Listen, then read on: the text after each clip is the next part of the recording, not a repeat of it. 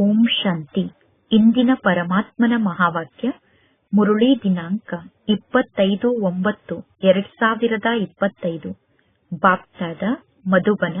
ಮಧುರ ಮಕ್ಕಳೇ, ಈ ನಾಟಕದ ಆಟ ಎಕ್ಯುರೇಟ್ ಆಗಿ ನಡೆಯುತ್ತಿದೆ. ಯಾವ ಸಮಯದಲ್ಲಿ ಯಾರು ಎಂತಹ ಪಾತ್ರವನ್ನು ಅಭಿನಯ ಮಾಡಬೇಕು, ಈಗ ಅವರ ಅಂತಹ ಪಾತ್ರ ರಿಪೀಟ್ ಆಗುತ್ತಿದೆ. ಈ ಮಾತನ್ನು ನೀವು ಯಥಾರ್ಥವಾಗಿ ಅರ್ಥ ಮಾಡಿಕೊಳ್ಳಬೇಕು. ಇಂದಿನ ಪ್ರಶ್ನೆಯಾಗಿದೆ, ಮಕ್ಕಳಾದ ನಿಮ್ಮ ಪ್ರಭಾವ ಯಾವಾಗ ಪ್ರತ್ಯಕ್ಷ ಆಗುತ್ತದೆ? ಇಲ್ಲಿಯವರೆಗೂ ನಿಮ್ಮಲ್ಲಿ ಯಾವ ಶಕ್ತಿಯ ಕೊರತೆ ಇದೆ? ಉತ್ತರ, ಯಾವಾಗ ಯೋಗದಲ್ಲಿ ಶಕ್ತಿಶಾಲಿ ಆಗುತ್ತೀರೋ ಆಗ ನಿಮ್ಮ ಪ್ರಭಾವ ಆಗುತ್ತದೆ. ಈಗ ಇನ್ನು ಜ್ಞಾನದ ಖಡ್ಗದಲ್ಲಿ ಯೋಗದ ಹರಿತ ಇಲ್ಲ. ನೆನಪಿನಿಂದ ನಿಮಗೆ ಶಕ್ತಿ ಪ್ರಾಪ್ತಿಯಾಗುತ್ತದೆ. ಜ್ಞಾನದ ಖಡ್ಗದಲ್ಲಿ ನೆನಪಿನ ಹರಿತ ಇರಬೇಕು. ಇಲ್ಲಿಯವರೆಗೂ ಆ ನೆನಪಿನ ಹರಿತ ಕಡಿಮೆ ಇದೆ. ಒಂದು ವೇಳೆ ನೀವು ಸ್ವಯಂವನ್ನು ಆತ್ಮ ಎಂದು ತಿಳಿದುಕೊಂಡು ಪರಮಾತ್ಮ ತಂದೆಯನ್ನು ನೆನಪು ಮಾಡುತ್ತಾ ಇದ್ದರೆ ನಿಮ್ಮ ನೌಕೆ ಪಾರಾಗುತ್ತದೆ. ಇದು 1 ಸೆಕೆಂಡ್ನ ಮಾತಾಗಿದೆ. ಓಂ ಶಾಂತಿ. ಆತ್ಮಿಕ ಮಕ್ಕಳಿಗೆ ಆತ್ಮಿಕ ತಂದೆ ತಿಳಿಸುತ್ತಾರೆ. ಕೇವಲ ಒಬ್ಬ ಪರಮಾತ್ಮ ತಂದೆಗೆ ಆತ್ಮಿಕ ತಂದೆ ಎಂದು ಕರೆಯಲಾಗುತ್ತದೆ. ಇನ್ನು ಉಳಿದವರೆಲ್ಲ ಆತ್ಮರಾಗಿದ್ದಾರೆ. ಆತ್ಮಿಕ ತಂದೆಗೆ ಪರಮಾತ್ಮ ಎಂದು ಕರೆಯಲಾಗುತ್ತದೆ. ಪರಮಾತ್ಮ ತಂದೆ ತಿಳಿಸುತ್ತಾರೆ, ನಾನೂ ಕೂಡ ಆತ್ಮ ಆಗಿದ್ದೇನೆ, ಆದರೆ ನಾನು ಪರಮ ಅಂದರೆ ಶ್ರೇಷ್ಠ ಆತ್ಮ ಆಗಿದ್ದೇನೆ. ನಾನು ಸತ್ಯ ಆಗಿದ್ದೇನೆ. ನಾನು ಪತಿತ ಪಾವನ ಆಗಿದ್ದೇನೆ. ನಾನು ಜ್ಞಾನದ ಸಾಗರ ಆಗಿದ್ದೇನೆ ಎಂದು ಪರಮಾತ್ಮ ತಂದೆ ತಿಳಿಸುತ್ತಾರೆ. ನಾನು ಭಾರತದಲ್ಲೇ ಬರುತ್ತೇನೆ. ಮಕ್ಕಳಾದ ನಿಮ್ಮನ್ನು ವಿಶ್ವಕ್ಕೆ ಮಾಲೀಕರನ್ನಾಗಿ ಮಾಡಲು ನಾನು ಭಾರತದಲ್ಲೇ ಬರುತ್ತೇನೆ ಎಂದು ತಂದೆ ತಿಳಿಸುತ್ತಾರೆ. ಮಕ್ಕಳಾದ ನೀವೇ ವಿಶ್ವಕ್ಕೆ ಮಾಲೀಕರಾಗಿದ್ದೀರಿ. ಈಗ ನಿಮಗೆ ಈ ಎಲ್ಲಾ ಮಾತಿನ ಸ್ಮೃತಿ ಬಂದಿದೆ. ಪರಮಾತ್ಮ ತಂದೆ ಮಕ್ಕಳಿಗೆ ಸ್ಮೃತಿಯನ್ನು ತಂದುಕೊಡುತ್ತಾರೆ. ಮೊಟ್ಟ ಮೊದಲು ನೀವು ಪಾತ್ರವನ್ನು ಅಭಿನಯ ಮಾಡಲು ಸತ್ಯುಗದಲ್ಲಿ ಬಂದಿದ್ದೀರಿ. ನಂತರ 84 ಜನ್ಮವನ್ನು ಪಡೆದುಕೊಂಡು ಈಗ ಅಂತಿಮ ಸಮಯಕ್ಕೆ ಬಂದು ತಲುಪಿದ್ದೀರಾ. ಈಗ ನೀವು ಸ್ವಯಂ ಅನ್ನು ಆತ್ಮ ಎಂದು ತಿಳಿದುಕೊಳ್ಳಿ. ಆತ್ಮ ಅವಿನಾಶಿಯಾಗಿದೆ, ಶರೀರ ವಿನಾಶಿಯಾಗಿದೆ. ದೇಹದ ಮೂಲಕ ಆತ್ಮ ಆತ್ಮದ ಜೊತೆಗೆ ಮಾತನಾಡುತ್ತದೆ. ಆತ್ಮ ಅಭಿಮಾನಿಯಾಗಿ ನೀವು ಇರದೇ ಇದ್ದರೆ ಅವಶ್ಯವಾಗಿ ನಿಮ್ಮಲ್ಲಿ ದೇಹಾಭಿಮಾನ ಇದೆ ಎಂದು ಅರ್ಥ. ನಾನು ಆತ್ಮ ಆಗಿದ್ದೇನೆ ಅನ್ನುವುದನ್ನು ಎಲ್ಲರೂ ಮರೆತು ಬಿಟ್ಟಿದ್ದಾರೆ. ಪಾಪಾತ್ಮ, ಪುಣ್ಯಾತ್ಮ, ಮಹಾನ್ ಆತ್ಮ ಎಂದು ಹೇಳುತ್ತಾರೆ. ಅಂದ ಮೇಲೆ ಆತ್ಮರು ಪುನಃ ಪರಮಾತ್ಮ ತಂದೆಯಾಗಲು ಸಾಧ್ಯ ಇಲ್ಲ. ಯಾರೂ ಕೂಡ ನಾನು ಶಿವ ಆಗಿದ್ದೇನೆ ಎಂದು ಹೇಳಿಕೊಳ್ಳಲು ಸಾಧ್ಯ ಇಲ್ಲ. ಅನೇಕರ ಶರೀರಕ್ಕೆ ಶಿವ ಎಂದು ಹೆಸರಿದೆ. ಆತ್ಮ ಯಾವಾಗ ಶರೀರದಲ್ಲಿ ಪ್ರವೇಶವನ್ನು ಮಾಡುತ್ತದೆಯೋ ಆಗ ಹೆಸರನ್ನು ಇಡಲಾಗುತ್ತದೆ. ಏಕೆಂದರೆ ಶರೀರದ ಮೂಲಕ ಪಾತ್ರವನ್ನು ಅಭಿನಯ ಮಾಡಬೇಕಾಗುತ್ತದೆ. ಅಂದ ಮೇಲೆ ಮನುಷ್ಯರು ಪುನಃ ದೇಹಾಭಿಮಾನಕ್ಕೆ ವಶ ಆಗಿ ಹೇಳುತ್ತಾರೆ, ನಾನು ಇಂತಹ ವ್ಯಕ್ತಿಯಾಗಿದ್ದೇನೆ, ನಾನು ಇಂತಹ ಪೋಸ್ಟ್ನಲ್ಲಿ ಇದ್ದೇನೆ ಎಂದು. ಈಗ ನಿಮಗೆ ಗೊತ್ತಿದೆ, ನಾನು ಆತ್ಮ ಆಗಿದ್ದೇನೆ. ಆತ್ಮನಾದ ನಾನು 84 ಜನ್ಮದ ಪಾತ್ರವನ್ನು ಅಭಿನಯ ಮಾಡಿದ್ದೇನೆ. ಈಗ ಆತ್ಮದ ಬಗ್ಗೆ ನಾನು ಅರ್ಥ ಮಾಡಿಕೊಂಡಿದ್ದೇನೆ. ಆತ್ಮನಾದ ನಾನು ಸತೋ ಪ್ರಧಾನ ಆತ್ಮ ಆಗಿದ್ದೆ. ಈಗ ಪುನಃ ತಮೋ ಪ್ರಧಾನ ಆತ್ಮ ಆಗಿದ್ದೇನೆ. ಯಾವಾಗ ಎಲ್ಲಾ ಆತ್ಮರಲ್ಲೂ ಕಲ್ಮಶ ಸೇರಿಕೊಂಡಿರುತ್ತದೆಯೋ ಆಗ ಪರಮಾತ್ಮ ತಂದೆ ಈ ಸೃಷ್ಟಿಗೆ ಬರುತ್ತಾರೆ. ಹೇಗೆ ಚಿನ್ನದಲ್ಲಿ ಕಲ್ಮಶ ಸೇರಿಕೊಳ್ಳುತ್ತದೆ ತಾನೆ? ನೀವು ಮೊದಲು ಸತ್ಯ ಚಿನ್ನ ಆಗಿದ್ದೀರಿ. ನಂತರ ಬೆಳ್ಳಿಯ ಕಲ್ಮಶ, ತಾಮ್ರದ ಕಲ್ಮಶ, ಕಬ್ಬಿಣದ ಕಲ್ಮಶ ಸೇರಿಕೊಳ್ಳುತ್ತಾ ನೀವೀಗ ಸಂಪೂರ್ಣ ಕಪ್ಪಾಗಿ ಬಿಟ್ಟಿದ್ದೀರಾ. ಈ ಜ್ಞಾನದ ಮಾತನ್ನು ಬೇರೆ ಯಾರೂ ತಿಳಿಸಲು ಸಾಧ್ಯ ಇಲ್ಲ. ಜಗತ್ತಿನ ಜನ ಆತ್ಮ ನಿರ್ಲೇಪ ಆಗಿದೆ ಎಂದು ಹೇಳುತ್ತಾರೆ. ಆತ್ಮದಲ್ಲಿ ಹೇಗೆ ಕಲ್ಮಶ ಸೇರಿಕೊಳ್ಳುತ್ತದೆ ಅನ್ನುವುದನ್ನು ಪರಮಾತ್ಮ ತಂದೆ ಮಕ್ಕಳಿಗೆ ತಿಳಿಸಿದ್ದಾರೆ. ನಾನು ಭಾರತದಲ್ಲೇ ಬರುತ್ತೇನೆ ಎಂದು ಪರಮಾತ್ಮ ತಂದೆ ತಿಳಿಸುತ್ತಾರೆ. ಯಾವಾಗ ನೀವು ಸಂಪೂರ್ಣ ತಮೋ ಪ್ರಧಾನರಾಗುತ್ತೀರೋ ಆಗ ನಾನು ಈ ಸೃಷ್ಟಿಗೆ ಬರುತ್ತೇನೆ. ನಾನು ನನ್ನ ಸರಿಯಾದ ಸಮಯಕ್ಕೆ ಈ ಸೃಷ್ಟಿಗೆ ಬರುತ್ತೇನೆ. ಅಂದರೆ ನಾಟಕದ ಅನುಸಾರ ಸರಿಯಾದ ಸಮಯದಲ್ಲೇ ತಂದೆ ಬರುತ್ತಾರೆ. ಹೇಗೆ ನಾಟಕದ ಆಟ ಅಕ್ಯುರೇಟ್ ಆಗಿ ನಡೆಯುತ್ತಿದೆ ತಾನೆ? ನಾಟಕದಲ್ಲಿ ಆಟ ಕರೆಕ್ಟಾಗಿ ನಡೆಯುತ್ತಿದೆ. ಯಾವ ಪಾತ್ರ ಯಾವ ಸಮಯದಲ್ಲಿ ನಡೆಯಬೇಕು ಆ ಪಾತ್ರ ಅದೇ ಸಮಯದಲ್ಲೇ ಪುನಃ ಪುನರಾವರ್ತನೆ ಆಗುತ್ತದೆ. ಆತ್ಮರ ಪಾತ್ರದಲ್ಲಿ ಸ್ವಲ್ಪ ಕೂಡ ವ್ಯತ್ಯಾಸ ಆಗಲು ಸಾಧ್ಯ ಇಲ್ಲ. ಜಗತ್ತಿನಲ್ಲಿ ಹದ್ದಿನ ನಾಟಕವನ್ನು ಮಾಡುತ್ತಾರೆ. ಇದು ಬೇಹದ್ದಿನ ನಾಟಕ ಆಗಿದೆ. ಇದೆಲ್ಲ ಅರ್ಥ ಮಾಡಿಕೊಳ್ಳುವಂತಹ ಬಹಳಷ್ಟು ಸೂಕ್ಷ್ಮವಾದ ಜ್ಞಾನದ ಮಾತಾಗಿದೆ. ಪರಮಾತ್ಮ ತಂದೆ ತಿಳಿಸುತ್ತಾರೆ, ನೀವು ಯಾವ ಪಾತ್ರವನ್ನು ಅಭಿನಯ ಮಾಡಿದ್ದೀರೋ ನಾಟಕದ ಅನುಸಾರ ಆ ಪಾತ್ರವನ್ನು ಅಭಿನಯ ಮಾಡಿದ್ದೀರಾ. ಜಗತ್ತಿನಲ್ಲಿ ಯಾವ ಮನುಷ್ಯರಿಗೂ ರಚಯಿತನ ಬಗ್ಗೆ ಗೊತ್ತಿಲ್ಲ ಮತ್ತು ರಚನೆಯ ಆದಿ ಮಧ್ಯ ಅಂತ್ಯದ ಬಗ್ಗೆ ಗೊತ್ತಿಲ್ಲ. ಋಷಿ ಮುನಿಗಳೂ ಕೂಡ ನಮಗೆ ಪರಮಾತ್ಮ ತಂದೆಯ ಬಗ್ಗೆ ಗೊತ್ತಿಲ್ಲ ಎಂದು ಹೇಳುತ್ತಾ ಬಂದಿದ್ದಾರೆ. ಈಗ ರಚಯಿತ ತಂದೆಯ ಬಗ್ಗೆ ನಿಮಗೆ ಗೊತ್ತಿದೆಯೇ ಅಥವಾ ರಚನೆಯ ಆದಿ ಮಧ್ಯ ಅಂತ್ಯದ ಬಗ್ಗೆ ನಿಮಗೆ ಗೊತ್ತಿದೆಯೇ ಎಂದು ಯಾರಾದರೂ ನಿಮ್ಮನ್ನು ಕೇಳಿದರೆ ನೀವು ತಕ್ಷಣ ಹೇಳುತ್ತೀರಾ, ಹೌದು. ರಚಯಿತನ ಬಗ್ಗೆ ರಚನೆಯ ಬಗ್ಗೆ ಕೇವಲ ಈ ಸಮಯದಲ್ಲಿ ಮಾತ್ರ ನಾವು ಅರ್ಥ ಮಾಡಿಕೊಳ್ಳಬಹುದು. ಪುನಃ ಎಂದೂ ಅರ್ಥ ಮಾಡಿಕೊಳ್ಳಲು ಸಾಧ್ಯ ಇಲ್ಲ. ಪರಮಾತ್ಮ ತಂದೆ ತಿಳಿಸಿದ್ದಾರೆ, ರಚಯಿತ ಆದಂತಹ ನನ್ನ ಬಗ್ಗೆ ನಿಮಗೆ ಗೊತ್ತಿದೆ ಮತ್ತು ರಚನೆಯ ಆದಿ ಮಧ್ಯ ಅಂತ್ಯದ ಬಗ್ಗೆ ನಿಮಗೆ ಗೊತ್ತಿದೆ. ಒಳ್ಳೆಯದು. ಈ ಲಕ್ಷ್ಮೀ ನಾರಾಯಣರ ರಾಜ್ಯ ಯಾವಾಗ ಇರುತ್ತದೆ ಅನ್ನುವುದು ನಿಮಗೆ ಗೊತ್ತಿದೆಯೇನು ಎಂದು ಜಗತ್ತಿನ ಜನರನ್ನು ಕೇಳಿದರೆ ಅವರು ಗೊತ್ತಿಲ್ಲ ಎಂದು ಹೇಳುತ್ತಾರೆ. ಏಕೆಂದರೆ ಜನರಿಗೆ ಯಾವ ಜ್ಞಾನದ ಮಾತು ಗೊತ್ತಿಲ್ಲ. ಇದು ವಿಚಿತ್ರ ಮಾತಾಗಿದೆ. ನೀವೀಗ ಹೇಳುತ್ತೀರಾ ನಮಗೆ ಜ್ಞಾನ ಗೊತ್ತಿದೆ ಎಂದು. ಈಗ ನೀವು ಜ್ಞಾನವನ್ನು ಅರ್ಥ ಮಾಡಿಕೊಂಡಿದ್ದೀರಾ. ಒಮ್ಮೆ ಮಾತ್ರ ಈ ನಾಟಕದಲ್ಲಿ ಪರಮಾತ್ಮ ತಂದೆಯ ಪಾತ್ರ ನಡೆಯುತ್ತದೆ. ಲಕ್ಷ್ಮಿ ಮತ್ತು ನಾರಾಯಣ ಆಗುವುದೇ ನಿಮ್ಮ ಗುರಿ ಉದ್ದೇಶ ಆಗಿದೆ. ಲಕ್ಷ್ಮೀ ನಾರಾಯಣ ಆದ ನಂತರ ಪುನಃ ಈ ಶಿಕ್ಷಣದ ಅವಶ್ಯಕತೆ ಇರುವುದಿಲ್ಲ. ವಕೀಲರಾದ ನಂತರ ಪುನಃ ವಕೀಲರಾಗುವಂತಹ ಶಿಕ್ಷಣವನ್ನು ಕಲಿಯುವ ಅವಶ್ಯಕತೆ ಇರುವುದಿಲ್ಲ. ಒಮ್ಮೆ ವಕೀಲರಾದರೆ ವಕೀಲರಾದಂತೆ. ನಮಗೆ ಜ್ಞಾನದ ಶಿಕ್ಷಣವನ್ನು ಪರಮಾತ್ಮ ತಂದೆ ಕಲಿಸುತ್ತಿದ್ದಾರೆ. ಅಂದ ಮೇಲೆ ಆ ಪರಮಾತ್ಮ ತಂದೆಯನ್ನು ನೆನಪು ಮಾಡಬೇಕು. ಪರಮಾತ್ಮ ತಂದೆ ಎಲ್ಲಾ ಮಾತನ್ನು ಸಹಜ ರೂಪದಲ್ಲಿ ನಿಮಗೆ ತಿಳಿಸಿದ್ದಾರೆ. ಪರಮಾತ್ಮ ತಂದೆ ಬಾರಿ ಬಾರಿಗೂ ಮಕ್ಕಳಾದ ನಿಮಗೆ ತಿಳಿಸುತ್ತಾರೆ, ಮೊದಲು ಸ್ವಯಂ ಅನ್ನು ಆತ್ಮ ಎಂದು ತಿಳಿದುಕೊಳ್ಳಿ. ನಾನು ಬಾಬಾರವರ ಮಗು ಆಗಿದ್ದೇನೆ. ನಾನು ಪರಮಾತ್ಮ ತಂದೆಗೆ ಮಗು ಆಗಿದ್ದೇನೆ. ಮೊದಲು ನೀವು ನಾಸ್ತಿಕರಾಗಿದ್ದೀರಿ, ಈಗ ನೀವು ಆಸ್ತಿಕರಾಗಿದ್ದೀರಾ. ಈ ಲಕ್ಷ್ಮೀ ನಾರಾಯಣರು ಕೂಡ ಆಸ್ತಿಕರಾಗಿ ತಂದೆಯ ಮೂಲಕ ಆಸ್ತಿಯನ್ನು ಪಡೆದುಕೊಂಡಿದ್ದಾರೆ. ಈಗ ನೀವು ಕೂಡ ಆಸ್ತಿಯನ್ನು ಪಡೆದುಕೊಳ್ಳುತ್ತಿದ್ದೀರಾ. ಈಗ ನೀವು ಆಸ್ತಿಕರಾಗಿದ್ದೀರಾ. ಆಸ್ತಿಕರು ಮತ್ತು ನಾಸ್ತಿಕರು ಅನ್ನುವ ಶಬ್ದ ಈ ಸಮಯದ ಶಬ್ದ ಆಗಿದೆ. ಈ ಶಬ್ದ ಸತ್ಯುಗದಲ್ಲಿ ಇರುವುದಿಲ್ಲ. ಈ ಯಾವ ಮಾತನ್ನು ಸತ್ಯುಗದಲ್ಲಿ ಕೇಳುವ ಅವಶ್ಯಕತೆ ಇರುವುದಿಲ್ಲ. ಈಗ ಇಲ್ಲಿ ಅನೇಕ ಪ್ರಶ್ನೆ ಮನಸ್ಸಿನಲ್ಲಿ ಉತ್ಪನ್ನ ಆಗುತ್ತದೆ. ಆದ್ದರಿಂದ ರಚಯಿತನ ಬಗ್ಗೆ ನಿಮಗೆ ಗೊತ್ತಿದೆಯೇ, ರಚನೆಯ ಬಗ್ಗೆ ನಿಮಗೆ ಗೊತ್ತಿದೆಯೇ ಎಂದು ಅವರನ್ನು ಕೇಳಲಾಗುತ್ತದೆ. ಈ ರೀತಿ ಪ್ರಶ್ನೆಯನ್ನು ಕೇಳಿದಾಗ ಅವರು ರಚಯಿತನ ಬಗ್ಗೆ ನಮಗೆ ಗೊತ್ತಿಲ್ಲ, ರಚನೆಯ ಬಗ್ಗೆ ಗೊತ್ತಿಲ್ಲ ಎಂದು ಹೇಳುತ್ತಾರೆ. ಪರಮಾತ್ಮ ತಂದೆ ಬಂದು ತಮ್ಮ ಪರಿಚಯವನ್ನು ನೀಡುತ್ತಾರೆ ಮತ್ತು ರಚನೆಯ ಆದಿ ಮಧ್ಯ ಅಂತ್ಯದ ರಹಸ್ಯವನ್ನು ತಿಳಿಸುತ್ತಾರೆ. ಪರಮಾತ್ಮ ತಂದೆ ಬೇಹದ್ದಿನ ಮಾಲೀಕ ಆಗಿದ್ದಾರೆ, ರಚಯಿತ ಆಗಿದ್ದಾರೆ.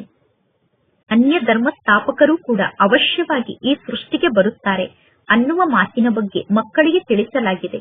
ಇಬ್ರಾಹಿಂ, ಯೇಸು ಕ್ರಿಸ್ತ ಮುಂತಾದವರು ಹೇಗೆ ಬರುತ್ತಾರೆ ಅನ್ನುವ ಮಾತಿನ ಸಾಕ್ಷಾತ್ಕಾರವನ್ನು ಕೂಡ ಮಕ್ಕಳಾದ ನಿಮಗೆ ಮಾಡಿಸಲಾಗಿತ್ತು. ಯಾವಾಗ ಅಂತ್ಯದಲ್ಲಿ ಎಲ್ಲರೂ ಪರಮಾತ್ಮ ತಂದೆಗೋಸ್ಕರ ಬಹಳಷ್ಟು ಕೂಗಿ ಕರೆಯುತ್ತಾರೋ ಆಗ ಪರಮಾತ್ಮ ತಂದೆ ಈ ಸೃಷ್ಟಿಗೆ ಬರುತ್ತಾರೆ. ತಂದೆ ತಿಳಿಸುತ್ತಾರೆ, ಮಕ್ಕಳೇ, ದೇಹ ಸಹಿತ ದೇಹದ ಎಲ್ಲಾ ಧರ್ಮವನ್ನು ತ್ಯಾಗ ಮಾಡಿ ತಂದೆಯಾದ ನನ್ನನ್ನು ನೀವು ನೆನಪು ಮಾಡಿ. ನೀವೀಗ ತಂದೆಯ ಸಮ್ಮುಖದಲ್ಲಿ ಕುಳಿತಿದ್ದೀರಾ. ಅಂದ ಮೇಲೆ ನೀವು ಸ್ವಯಂವನ್ನು ದೇಹ ಎಂದು ತಿಳಿದುಕೊಳ್ಳಬಾರದು. ನಾನು ಆತ್ಮ ಆಗಿದ್ದೇನೆ. ಸ್ವಯಂ ಅನ್ನು ಆತ್ಮ ಎಂದು ತಿಳಿದುಕೊಂಡು ಪರಮಾತ್ಮ ತಂದೆಯನ್ನು ನೆನಪು ಮಾಡಿ. ಆಗ ನಿಮ್ಮ ನೌಕೆ ಪಾರಾಗುತ್ತದೆ. ಇದು 1 ಸೆಕೆಂಡ್ನ ಮಾತಾಗಿದೆ. ಮುಕ್ತಿಗೆ ಹೋಗುವುದಕ್ಕೋಸ್ಕರ ಅರ್ಧ ಕಲ್ಪದಿಂದ ಎಲ್ಲರೂ ಭಕ್ತಿಯನ್ನು ಮಾಡುತ್ತಾರೆ. ಆದರೆ ಯಾರು ಮಧ್ಯದಲ್ಲೇ ವಾಪಸ್ ಮನೆಗೆ ಹೋಗಲು ಸಾಧ್ಯ ಇಲ್ಲ. ಅಂದರೆ ಯಾವ ಆತ್ಮರು ಮಧ್ಯದಲ್ಲೇ ವಾಪಸ್ ಮುಕ್ತಿಧಾಮಕ್ಕೆ ಹೋಗಲು ಸಾಧ್ಯ ಇಲ್ಲ. 5000 ವರ್ಷದ ಮೊದಲು ಕೂಡ ಪರಮಾತ್ಮ ತಂದೆ ಈ ಜ್ಞಾನವನ್ನು ತಿಳಿಸಿದ್ದರು. ಈಗಲೂ ಕೂಡ ತಂದೆ ಜ್ಞಾನವನ್ನು ತಿಳಿಸುತ್ತಾರೆ. ಶ್ರೀಕೃಷ್ಣ ಈ ಎಲ್ಲಾ ಜ್ಞಾನದ ಮಾತನ್ನು ತಿಳಿಸಲು ಸಾಧ್ಯ ಇಲ್ಲ. ಶ್ರೀಕೃಷ್ಣನಿಗೆ ತಂದೆ ಎಂದು ಕರೆಯುವುದಿಲ್ಲ. ಒಬ್ಬರು ಲೌಕಿಕ ತಂದೆಯಾಗಿದ್ದಾರೆ, ಇನ್ನೊಬ್ಬರು ಅಲೌಕಿಕ ತಂದೆಯಾಗಿದ್ದಾರೆ, ಮತ್ತೊಬ್ಬರು ಪಾರಲೌಕಿಕ ತಂದೆಯಾಗಿದ್ದಾರೆ. ಹದ್ದಿನ ತಂದೆಗೆ ಲೌಕಿಕ ತಂದೆ ಎಂದು ಕರೆಯಲಾಗುತ್ತದೆ. ಬೇಹದ್ದಿನ ತಂದೆ ಪಾರಲೌಕಿಕ ತಂದೆ ಅಂದರೆ ಆತ್ಮರಿಗೆ ತಂದೆಯಾಗಿದ್ದಾರೆ. ಮತ್ತು ಈ ಸಂಗಮ ಯುಗದ ಸಮಯದಲ್ಲಿ ಒಬ್ಬ ಅದ್ಭುತ ತಂದೆ ನಮಗೆ ಸಿಗುತ್ತಾರೆ. ಆ ತಂದೆಗೆ ಅಲೌಕಿಕ ತಂದೆ ಎಂದು ಕರೆಯಲಾಗುತ್ತದೆ. ಪ್ರಜಾಪಿತ ಬ್ರಹ್ಮನನ್ನು ಯಾರೂ ಕೂಡ ನೆನಪು ಮಾಡುವುದಿಲ್ಲ. ಬ್ರಹ್ಮ ತಂದೆ ನಮ್ಮ ಗ್ರೇಟ್ ಗ್ರೇಟ್ ಗ್ರ್ಯಾಂಡ್ ಫಾದರ್ ಆಗಿದ್ದಾರೆ ಅನ್ನುವ ವಿಚಾರ ಯಾರ ಬುದ್ಧಿಯಲ್ಲೂ ಬರುವುದಿಲ್ಲ. ಆದಿದೇವ ಆಡಮ್ ಎಂದು ಎಲ್ಲರೂ ಹೇಳುತ್ತಾರೆ, ಆದರೆ ಕೇವಲ ಬಾಯಿ ಮಾತಿಗೆ ಹೇಳುತ್ತಾರೆ. ಮಂದಿರದಲ್ಲಿ ಆದಿದೇವನ ಚಿತ್ರ ಇದೆ. ನೀವು ದಿಲ್ವಾಡ ಮಂದಿರಕ್ಕೆ ಹೋದರೆ ತಿಳಿದುಕೊಳ್ಳುತ್ತೀರಾ, ಇದು ನಮ್ಮ ನೆನಪಾರ್ಥ ಆಗಿದೆ. ಇಲ್ಲಿ ತಂದೆ ಕೂಡ ಕುಳಿತಿದ್ದಾರೆ ಮತ್ತು ಮಕ್ಕಳಾದ ನಾವು ಕೂಡ ಕುಳಿತಿದ್ದೇವೆ. ಮಧುಬನದಲ್ಲಿ ತಂದೆ ಚೈತನ್ಯದಲ್ಲಿ ಕುಳಿತಿದ್ದಾರೆ. ದಿಲ್ವಾಡ ಮಂದಿರದಲ್ಲಿ ಜಡ ಚಿತ್ರವನ್ನು ತೋರಿಸಿದ್ದಾರೆ. ಮೇಲೆ ಸ್ವರ್ಗದ ಚಿತ್ರವನ್ನು ಸರಿಯಾಗಿ ತೋರಿಸಿದ್ದಾರೆ.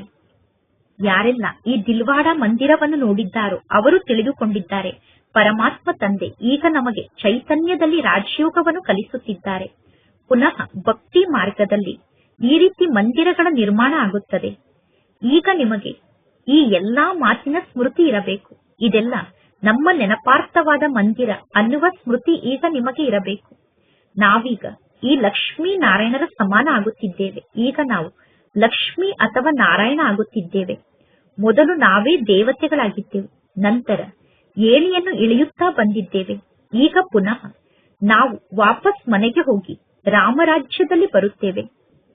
ನಂತರ ರಾವಣ ರಾಜ್ಯ ಬರುತ್ತದೆ. ರಾವಣ ರಾಜ್ಯ ಬಂದಾಗ ನಾವೇ ವಾಮ ಮಾರ್ಗಕ್ಕೆ ಹೋಗುತ್ತೇವೆ. ಪರಮಾತ್ಮ ತಂದೆ ಎಷ್ಟು ಚೆನ್ನಾಗಿ ಎಲ್ಲಾ ಜ್ಞಾನದ ಮಾತನ್ನು ತಿಳಿಸುತ್ತಾರೆ. ಈ ಸಮಯದಲ್ಲಿ ಎಲ್ಲಾ ಮನುಷ್ಯರೂ ಪತಿತರಾಗಿದ್ದಾರೆ. ಆದ್ದರಿಂದ ಹೇ ಪತಿತ ಪಾವನ, ಬಂದು ನಮ್ಮನ್ನು ಪಾವನ ಮಾಡಿ ಎಂದು ಕರೆಯುತ್ತಾರೆ. ಪರಮಾತ್ಮ ತಂದೆ ನಮ್ಮ ದುಃಖವನ್ನು ದೂರ ಮಾಡಿ ನಮಗೆ ಸುಖದ ಮಾರ್ಗವನ್ನು ತೋರಿಸಿ ಎಂದು ಹೇಳುತ್ತಾರೆ. ಪರಮಾತ್ಮ ತಂದೆ ನೀವು ಬಂದು ದುಃಖವನ್ನು ದೂರ ಮಾಡಿ ಸುಖದ ಮಾರ್ಗದ ಬಗ್ಗೆ ತಿಳಿಸಿ ಎಂದು ಹೇಳುತ್ತಾರೆ.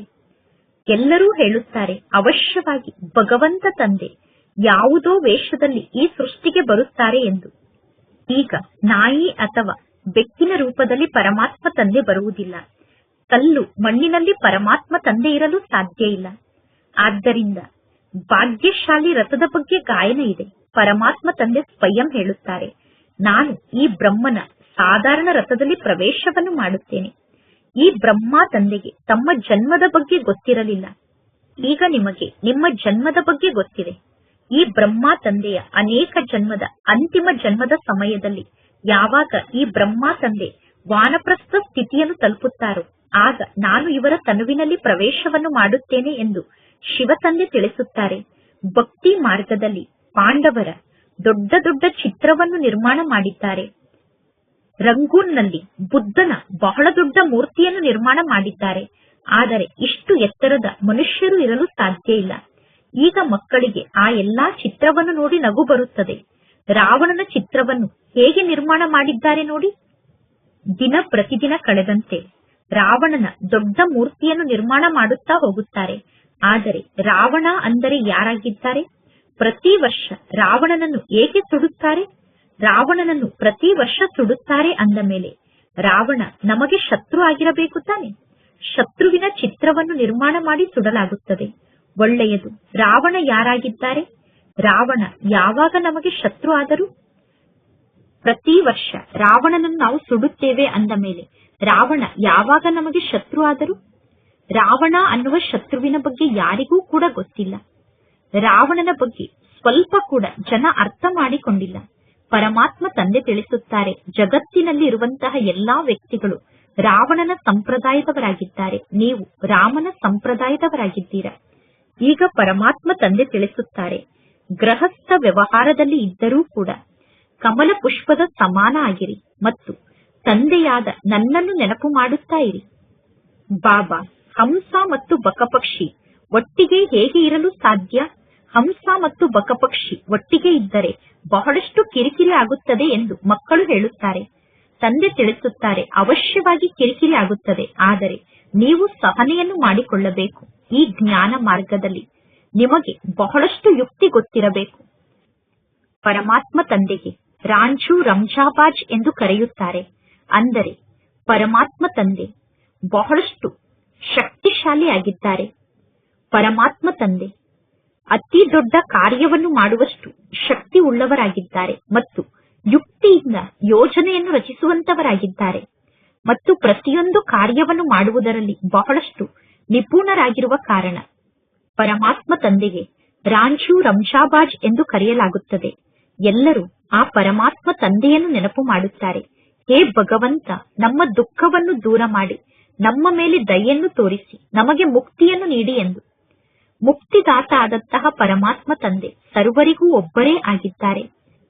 ನಿಮ್ಮ ಬಳಿ ಜ್ಞಾನವನ್ನು ಕೇಳುವುದಕ್ಕೋಸ್ಕರ ಯಾರೇ ಬಂದರೂ ಮೊದಲು ಅವರಿಗೆ ಸಪರೇಟ್ ಆಗಿ ಜ್ಞಾನವನ್ನು ತಿಳಿಸಿ. ಕರಾಚಿಯಲ್ಲಿ ಒಬ್ಬೊಬ್ಬರಿಗೂ ಸಪರೇಟ್ ಆಗಿ ಕೂರಿಸಿ ಜ್ಞಾನವನ್ನು ತಿಳಿಸಲಾಗುತ್ತಿತ್ತು. ಈಗ ಮಕ್ಕಳಾದ ನೀವು ಯಾವಾಗ ಯೋಗದಲ್ಲಿ ಬಹಳಷ್ಟು ಶಕ್ತಿಶಾಲಿ ಆಗುತ್ತೀರೋ ನಂತರ ನಿಮ್ಮ ಪ್ರಭಾವ ಜಗತ್ತಿನಲ್ಲಿ ಆಗುತ್ತದೆ. ಇನ್ನು ನಿಮ್ಮಲ್ಲಿ ಅಷ್ಟೊಂದು ಯೋಗದ ಹರಿತ ಇಲ್ಲ. ನೆನಪಿನ ಮೂಲಕ ಶಕ್ತಿ ಪ್ರಾಪ್ತಿಯಾಗುತ್ತದೆ. ಶಿಕ್ಷಣದ ಮೂಲಕ ಶಕ್ತಿ ಸಿಗುವುದಿಲ್ಲ. ಜ್ಞಾನ ಖಡ್ಗ ಆಗಿದೆ. ಜ್ಞಾನ ಅನ್ನುವ ಖಡ್ಗದಲ್ಲಿ ನೆನಪಿನ ಹರಿತವನ್ನು ತುಂಬಿಕೊಳ್ಳಬೇಕು. ಆದರೆ ನೆನಪಿನ ಹರಿತದ ಶಕ್ತಿ ಕಡಿಮೆ ಇದೆ. ಪರಮಾತ್ಮ ತಂದೆ ಪ್ರತಿದಿನ ತಿಳಿಸುತ್ತಾರೆ, ಮಕ್ಕಳೇ, ನೆನಪಿನ ಯಾತ್ರೆಯಲ್ಲಿ ನೀವು ಸ್ಥಿತ ಆದರೆ ನಿಮಗೆ ಶಕ್ತಿ ಸಿಗುತ್ತದೆ. ಶಿಕ್ಷಣದ ಮೂಲಕ ನಿಮಗೆ ಅಷ್ಟೊಂದು ಶಕ್ತಿ ಸಿಗುವುದಿಲ್ಲ. ತಂದೆಯ ನೆನಪಿನ ಮೂಲಕ ನೀವು ಸಂಪೂರ್ಣ ವಿಶ್ವಕ್ಕೆ ಮಾಲೀಕರಾಗುತ್ತೀರಾ. ನಿಮಗೋಸ್ಕರ ನೀವೀಗ ಎಲ್ಲವನ್ನೂ ಮಾಡಿಕೊಳ್ಳುತ್ತಿದ್ದೀರಾ. ಅನೇಕ ಜನ ಜ್ಞಾನ ಮಾರ್ಗಕ್ಕೆ ಬಂದರು, ಪುನಃ ತಂದೆಯ ಕೈಯನ್ನು ಬಿಟ್ಟು ಹೋದರು. ಮಾಯೆ ಬಹಳಷ್ಟು ಶಕ್ತಿಶಾಲಿಯಾಗಿದೆ. ಅನೇಕರು ಜ್ಞಾನವನ್ನು ಕೇಳಲು ಬರುವುದಿಲ್ಲ. ಅವರು ಕೇವಲ ಹೇಳುತ್ತಾರೆ, ಜ್ಞಾನ ಬಹಳ ಚೆನ್ನಾಗಿದೆ, ಜ್ಞಾನವನ್ನು ಕೇಳಿದರೆ ಖುಷಿಯಾಗುತ್ತದೆ ಎಂದು. ಜ್ಞಾನವನ್ನು ಕೇಳಿ ಹೊರಗಡೆ ಹೋದ ತಕ್ಷಣ ಆ ಹೊರಗಡೆ ಜಗತ್ತಿನಲ್ಲೇ ಸಮಾಪ್ತಿಯಾಗಿ ಬಿಡುತ್ತಾರೆ. ಪುನಃ ಜ್ಞಾನವನ್ನು ಕೇಳಲು ಬರುವುದೇ ಇಲ್ಲ. ಮಾಯೆ ಕೆಲವರಿಗೆ ತಂದೆಯ ಬಳಿ ಉಳಿದುಕೊಳ್ಳಲು ಬಿಡುವುದೇ ಇಲ್ಲ. ಕೆಲವರಿಗೆ ಜ್ಞಾನವನ್ನು ಕೇಳಿ ಬಹಳಷ್ಟು ಖುಷಿಯಾಗುತ್ತದೆ. ಅಹೋ, ನನ್ನ ಪರಮಾತ್ಮ ತಂದೆ ಬಂದಿದ್ದಾರೆ, ನಾವೀಗ ನಮ್ಮ ಸುಖಧಾಮಕ್ಕೆ ಹೋಗಬೇಕು. ಪರಮಾತ್ಮ ತಂದೆ ತಿಳಿಸುತ್ತಾರೆ, ಈಗ ಸಂಪೂರ್ಣ ರಾಜಧಾನಿ ಎಲ್ಲಿ ಸ್ಥಾಪನೆಯಾಗಿದೆ?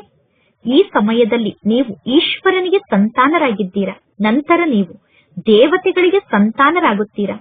ನೀವು ದೇವತೆಗಳಾದಾಗ ನಿಮ್ಮ ಡಿಗ್ರಿ ಕಡಿಮೆ ಆಗುತ್ತದೆ. ಮೀಟರ್ನಲ್ಲಿ ಪಾಯಿಂಟ್ಸ್ ಇರುತ್ತದೆ. ಇಷ್ಟು ಪಾಯಿಂಟ್ ಕಡಿಮೆ ಎಂದು ಹೇಳಲಾಗುತ್ತದೆ. ಈಗ ಮಕ್ಕಳಾದ ನೀವು ಸಂಪೂರ್ಣ ಶ್ರೇಷ್ಠರಾಗುತ್ತೀರಾ. ನಂತರ ಆ ಶ್ರೇಷ್ಠತೆಯಲ್ಲಿ ಕೊರತೆ ಆಗುತ್ತಾ ನಂತರ ಸಂಪೂರ್ಣ ಕೆಳಗಡೆ ಬರುತ್ತೀರಾ. ಅಂದರೆ ಕನಿಷ್ಠರಾಗುತ್ತಾ ಕೆಳಗಡೆ ಬರುತ್ತೀರಾ. ಏಣಿಯನ್ನು ಕೆಳಗಡೆ ಇಳಿಯಲೇಬೇಕು. ಈಗ ನಿಮ್ಮ ಬುದ್ಧಿಯಲ್ಲಿ ಸಂಪೂರ್ಣ ಏಣಿಯ ಜ್ಞಾನ ಇದೆ. ಏರುವ ಕಲೆಯ ಮೂಲಕ ಸರ್ವರ ಕಲ್ಯಾಣ ಆಗುತ್ತದೆ. ನಂತರ ನಿಧಾನವಾಗಿ ನೀವು ಇಳಿಯುವ ಕಲೆಯಲ್ಲಿ ಬರುತ್ತೀರಾ. ಆದಿಯಿಂದ ಹಿಡಿದು ಅಂತ್ಯದವರೆಗಿನ ಈ ನಾಟಕ ಚಕ್ರದ ಬಗ್ಗೆ ಚೆನ್ನಾಗಿ ಅರ್ಥ ಮಾಡಿಕೊಳ್ಳಬೇಕು.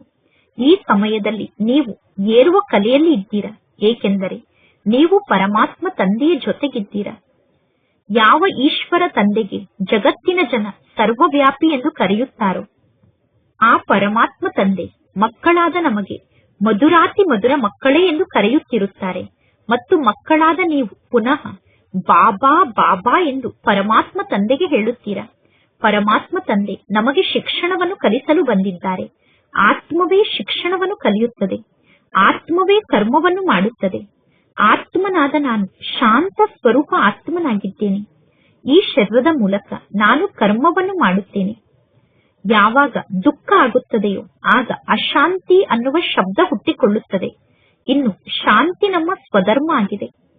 ಅನೇಕರು ಮನಸ್ಸಿಗೆ ಶಾಂತಿ ಬೇಕು ಎಂದು ಹೇಳುತ್ತಾರೆ.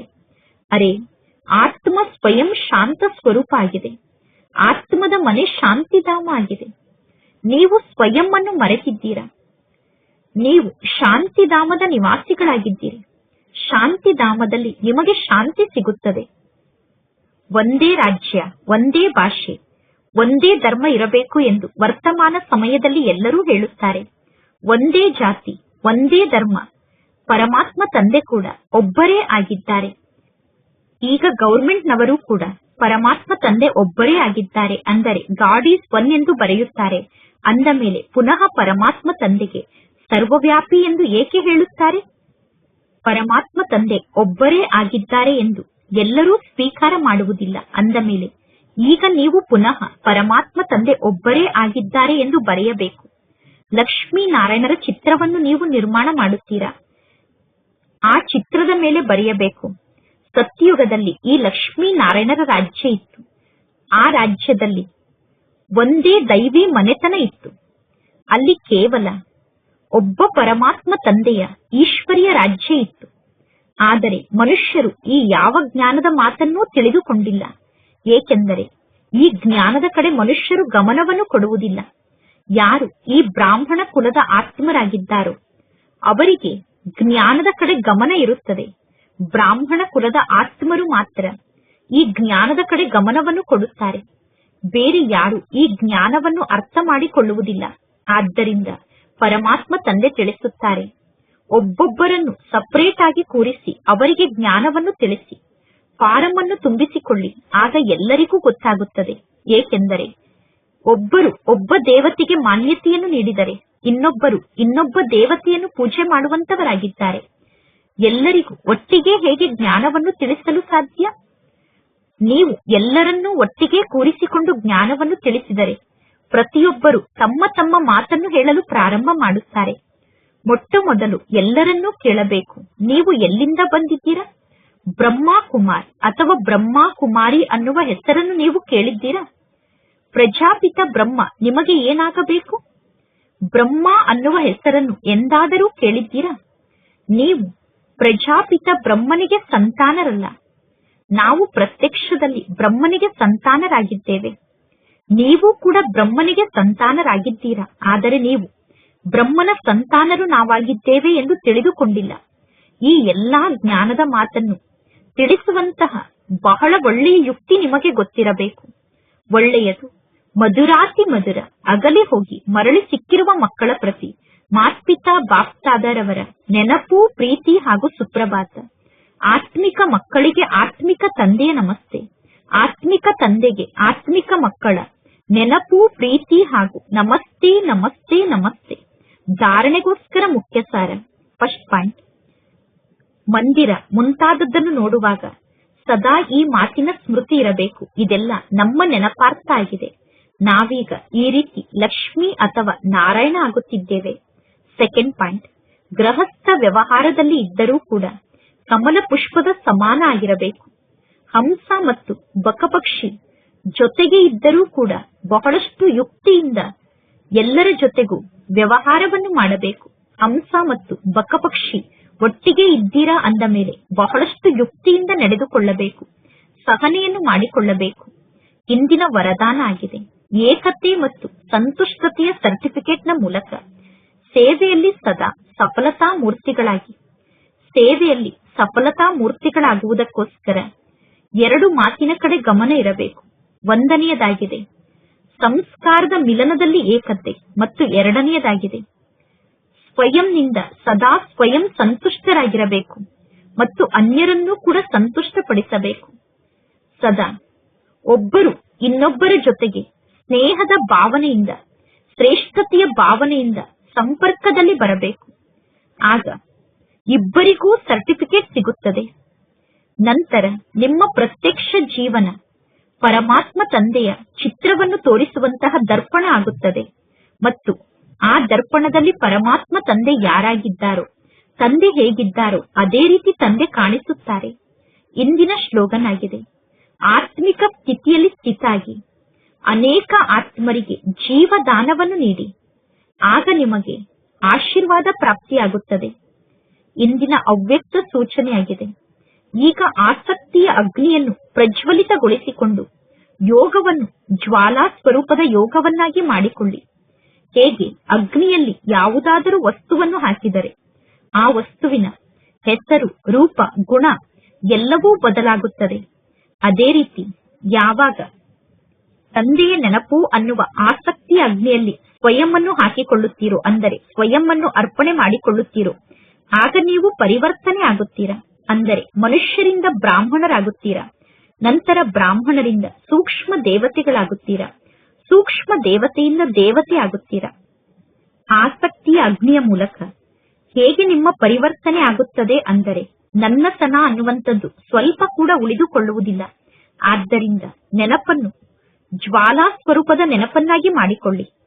ತಂದೆಯ ನೆನಪಿನ ಅಗ್ನಿಯ ಮೂಲಕ ನಿಮ್ಮ ಪರಿವರ್ತನೆ ಆಗುತ್ತದೆ. ಆದ್ದರಿಂದ ನೆನಪಿಗೆ ಜ್ವಾಲಾ ರೂಪದ ನೆನಪು ಎಂದು ಕರೆಯಲಾಗುತ್ತದೆ. ಒಳ್ಳೆಯದು. ಓಂ ಶಾಂತಿ.